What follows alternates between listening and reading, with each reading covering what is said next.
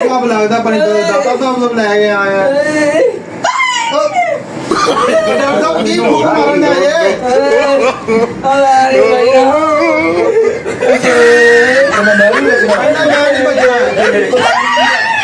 मैंने बुलाया का वास्ते डॉक्टर साहब और तू सब बच्चे जुल्म करांगे ਕਰਨ ਦੇ ਕਰਦਾ ਨੂੰ ਕਰਨ ਦੇ ਡਾਕਟਰ ਸਾਹਿਬ ਨੂੰ ਤੁਸੀਂ ਆਪਣੇ ਹਿਸਾਬ ਨਾਲ चुप चुप मुंह बंद रखा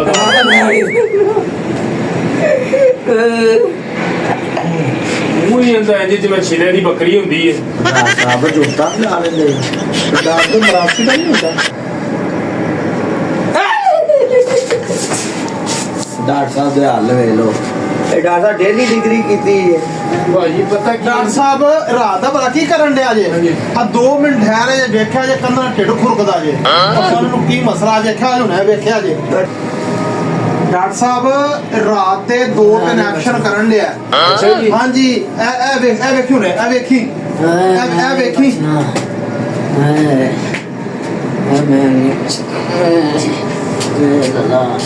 Lala man, English. ਕੀ ਹੋਇਆ ਨਾਮ ਕੀ ਹੈ ਨਾਮ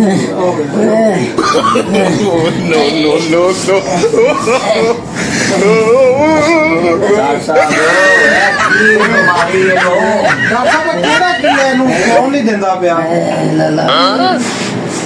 Lala man, English. ਲੋ ਡਾਕਟਰ ਸਾਹਿਬ ਫਿਰ ਡਾਕਟਰ ਸਾਹਿਬ ਪਹੁੰਚੇ ਲੱਗਦੇ ਨੇ ਮੈਨੂੰ ਹੋਵੇ ਉਹ ਕਿਤੇ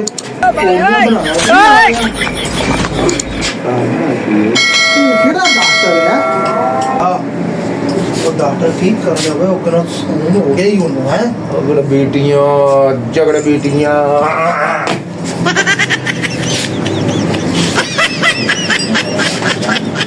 ਇਹ ਕਿੱਥੋਂ ਫੜ ਕੇ ਲਿਆ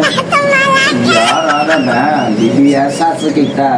ਇੱਕ ਹੁੰਦਾ ਨਾ ਐਸ ਇਹ ਆਲਾ ਮੈਂ ਐਸਐਸ ਕੀਤਾ ਉਹ ਵੇਖੀ और गल सुनो है ਉਹ ਹੋਰ ਨਾ ਬੰਦਾ ਇੱਕ ਲੱਗਦਾ ਲੱਗਦਾ ਲੱਭ ਗਏ लाबगी ਹਾਂ ਪਹੁੰਚਿਆ ਡਾਕਟਰ ਲੱਗਦਾ ਹੀ ਮੈਨੂੰ भाजी ਹਾਂਜੀ ਹਾਂਜੀ गल करन दा मतलब है मेरा ਹਾਂਜੀ ये इफ्तारी खा लेंदा ਹਾਂਜੀ ते रोजे रख रहे हैं ਰੋਜ਼ੇ ਨਹੀਂ ਰੱਖ ਰੋਜ਼ਿਆਂ ਦੇ ਕੋਲ ਵੀ ਨਹੀਂ ਜਾਂਦਾ ਅਫਤਾਰੀ ਕੋਈ ਛੱਡਦਾ ਨਹੀਂ ਹਾਂ भाजी फिर इनका आखिरी हल है ये इनू रोजे रखाओ हाँ। ये ठीक हो जाएगा जी ਇਹ ਕੋਲ ਹੀ ਰੱਖਣੇ ਨੇ भाजी रोजे रखाओगे तो ठीक होएगा नहीं तो कोई नहीं ठीक होना ये जाओ ਅੱਛਾ हाँ जी भाजी ਕੋਈ ਇਹ ਜਿਹਾ ਟੀਕਾ ਦਵਾਈ ਨਹੀਂ ਹੈਗਾ ਕਿ ਰੱਖਣ ਲੱਗ ਪਵੇ ਨਹੀਂ, ਉਹ ਤਾਂ- ਉਹਦੇ ਡਾਕਟਰ ਸਾਹਿਬ ਇਹਨੂੰ ਫਿਰ ਆਪ ਇੱਕ ਦਵਾ ਪੁੱਛੋ ਸਾਡੇ ਸਾਹਮਣੇ अब बेवा बांदरी दे मुंह वाले रोजे रखेगा भाजी वैसे ना मैं इनू टीका ला देना ਅੱਛਾ ਜੀ ठीक है तो टीका लाने तो बाद इनू कोई असर होएगा थोड़ा ये ठीक है ਉਹ ਡਾਕਟਰ ਸਾਹਿਬ ਠਹਿਰ ਡਾਕਟਰ ਸਾਹਿਬ ਟੀਕਾ ਬੰਦਿਆਂ ਨੂੰ ਲਾਓ ਇਹ ਮੱਝ ਥੋੜੀ ਏ और कोई गल नहीं है टीका जिमें शर्म है ना हाँ शर्मा नु टीका इवें दा ही चाहिए होता है